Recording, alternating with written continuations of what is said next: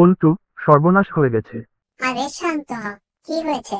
পৃথিবীর সব অক্সিজেন শেষ হয়ে গেছে নাকি?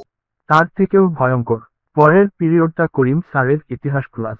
তো উনি তো রোজই ক্লাস নেন। আরে, উনি যে পলাশির যুদ্ধের কারণ আর ফলাফল লিখে আনতে বলেছিলেন, সেটা আমি একদম ভুলে গেছি।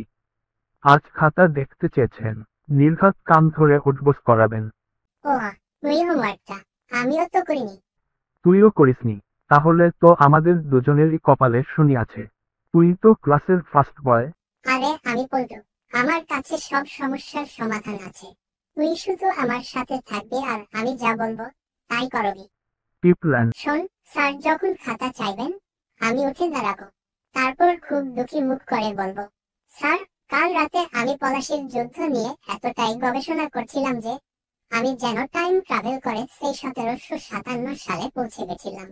মানে কি? শোন না, আমি বলবো, আমি নিজের চোখে দেখেছি কিভাবে মির্জাফর বিশ্বাসঘাতকতা করলো, কিভাবে সিরাজউদ্দৌলা অসহায়ভাবে দাঁড়িয়েছিলেন। চারদিকে শুধু আর্তনাদ আর রক্তের স্রোত।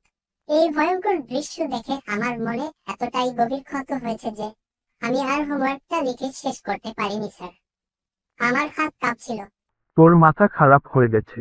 এই গল্প স্যার বিশ্বাস করবেন? করতেই হবে, অভিনয়ের ওপর সব নির্ভর করছে।